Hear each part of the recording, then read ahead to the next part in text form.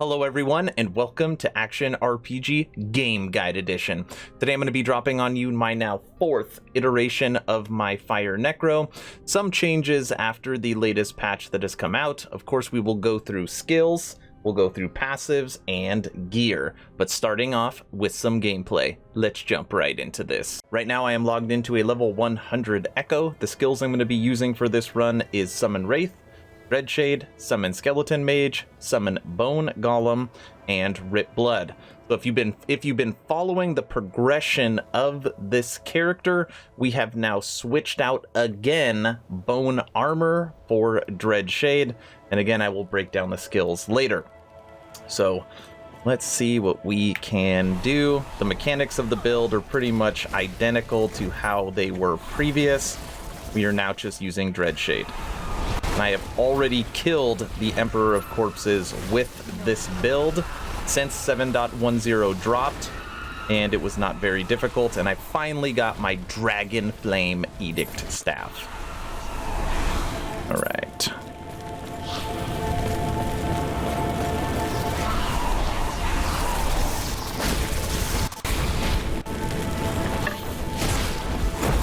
Come on. Come on.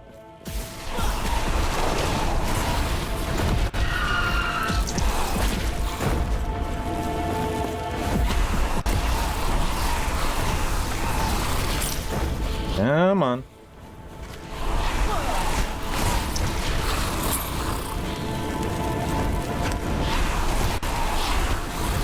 Something new for this build is we're going to go to the training dummy and look at some damage numbers.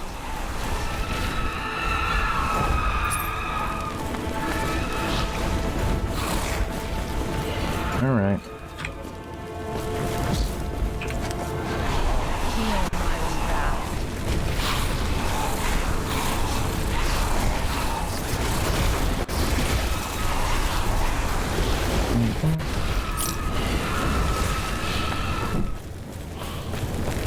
It's like a freight train.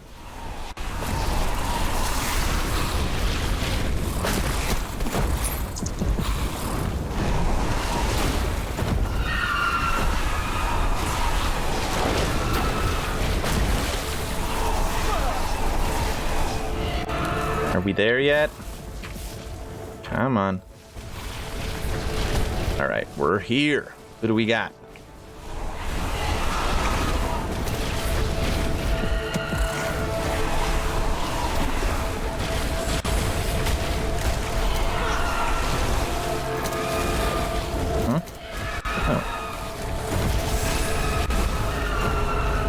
Poor guy. You see how fast he died?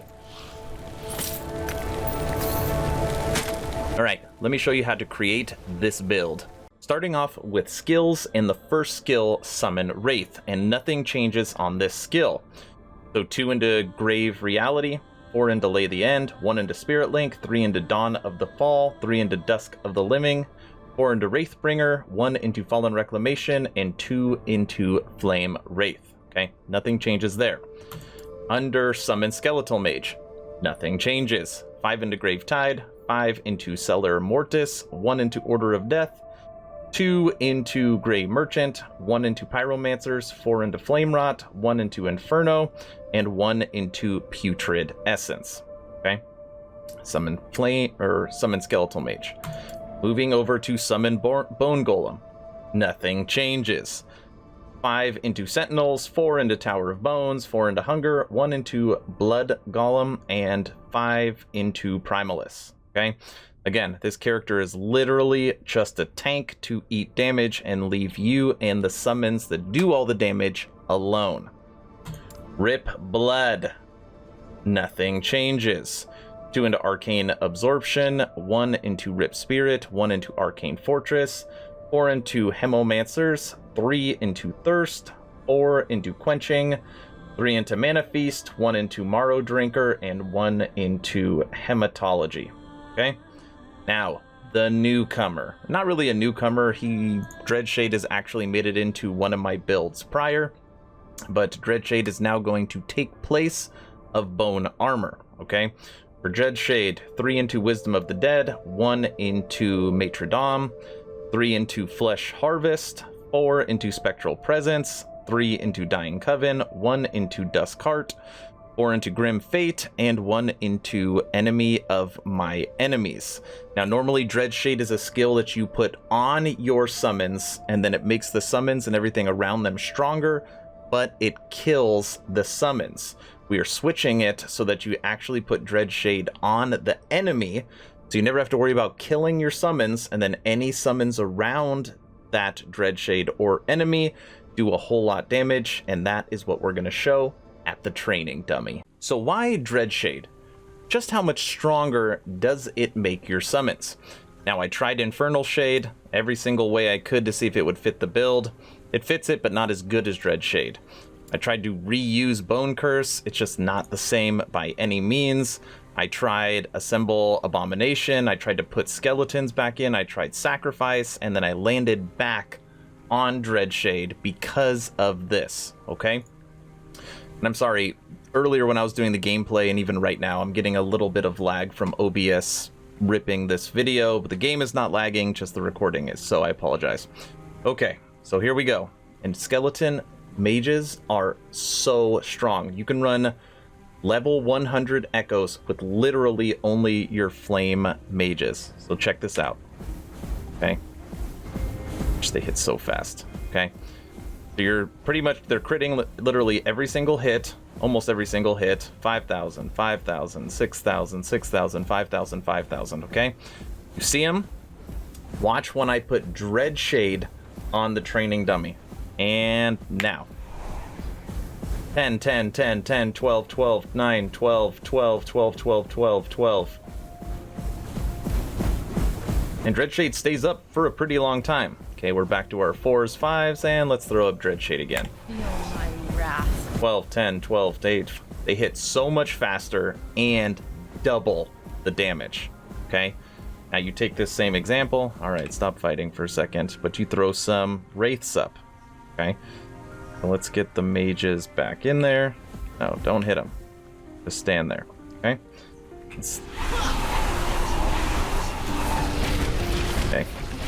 This should be insane. If we could even literally see the damage numbers. Okay, 20.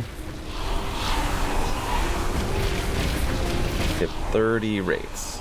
All right, 30.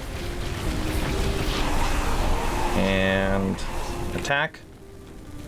And Dreadshade. I mean, the numbers are literally coming so fast you can't even see it. But ultimately, I killed the Emperor of Corpses faster with this build, with Dreadshade, than all of my other builds, even after the nerf to Rip Blood. Moving over to passives, and not a lot has changed, so again, like my normal builds, I'm going to read through this pretty quick. Starting with Acolyte.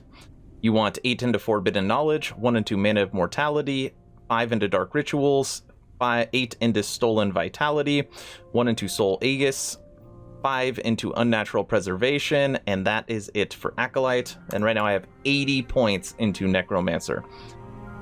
8 into Risen Army, 5 into Grave Thorns, 1 into Blood Armor, 10 into Mortal Tether, and 5 into Reclamation of Souls. Then literally you skip all this stuff in the middle.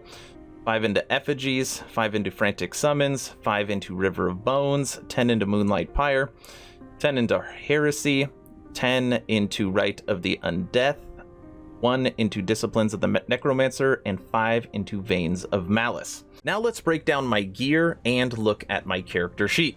Now, likely if you have not logged in recently, all of your gear will need to be switched out or tweaked a little bit after the 7.10 patch. And I've already made a video breaking down what all those differences are, so I will link that at the end of this video and go through my gear for you right now. Now, the items that you need for this build, you really only need 3, okay? And I'm going to show those to you now. If you can find this idol, which still to this day, I've only found one ever. This is the best idol you can have for this game, okay? For this build. 45% chance to summon a Flame Wraith. You need to make sure you have at least one item that you could summon Flame Wraith, and then 8% chance to apply Mark of Death on hit. So So I was able to get this on the same idol. This is the only idol that drops this. If you don't have this idol, you just need both of these on two separate idols, okay? I'm still going with Reach of the Grave, and I'm still going with Death Rattle. Now, 2 nights ago, I finally found this gem, the Dragon Flame Edict Staff, and I always thought that this would be the staff that you need to truly push endgame and be the best weapon for this build. After numerous testing, I can tell you that it is better to have Reach of the Grave and a good Catalyst, okay? So mine didn't roll very good, but I don't think it mattered. I still think it's going to be better to have Reach of the Grave and a Catalyst, okay? So you need this idol, or at least 2 idols that have these 2 skills. You need Reach of the Grave and you need Death Rattle. Now quickly, I'm going to go through and just show you every single item I'm wearing, and know that these items could be a whole lot better. I've only been able to re-gear this character over the last 72 hours since the update dropped. All right, here we go. So my idols. Everything focused on minion fire damage. Okay, so those are the idols. Saw the Reach of the Grave. Still want an Ivory Mask. Okay, for your Catalyst, make sure you get increased cast speed on it. Okay, I'm still using the same armor, and this is the armor where you can get Glancing Blow on it as well. See, Glancing Blow is still in the game. And this one gives to skeleton mage damage. Very rare to find that. Okay, my rings. Belt. Other ring. Gloves. Cast speed, cast speed. Boots. And relic. Cast speed. So now you know the skills. You know the passives, and you've seen my gear. So what does all this entail for my actual Fire Necro? Right now I have 59 points into intelligence. As far as all of my resistances go, the only ones that aren't capped right now are physical and void. So either one of these rings, my belt, or my boots, I need to switch out one of these items with 5% physical and void resistance per item. So basically you need the set physical and void resistance. If I had that on one of these 4 items, these 2 would both jump over 75. So right now my character's really looking for one item to upgrade to get these all maxed out, okay? When you go down here, my ward retention is at 316%. My armor is not very good, only 322, 13%, but take a look at the damage numbers. Increased minion damage, 289%. Increased minion spell damage, 448%. Increased minion fire damage, 658%. Increased minion health, 744%. Minion critical strike chance, 14%. Minion critical strike multiplier, 360%. Like you saw at the training dummy, my minions hit like a freight train. And they hit fast. So, again, this build is still unbelievably strong. I have still, since they made the big update at 7.9, this character has never died either. So, I know that day will come, but as of right now, they have still never died. The new resistances didn't take that long to get them mostly maxed, and again, I'm just one item away from getting it. And then under my defenses, my critical strike avoidance is 111% and received glancing blow 12%. So that's where we're at right now as far as my character sheet. All right, everybody, that's the video. The Fire Necro is still alive and well for 7.10. What does everybody think? Is there something that I potentially missed or something I can do to push this character even farther? Let me know in the comment section below. If you have not joined the official Action RPG Discord, please do so. We now have close to 350 members, great conversations every day, especially around last Epoch. The idea is to create a gaming community that could jump from game to game together, so you never start the server alone. Also, if you're using this build guide, you can talk to me directly and ask questions. The link for that Discord is in the description. Thank you all for watching. Stay home, stay safe. Do not forget to join the official Action RPG Discord. Aaron, out.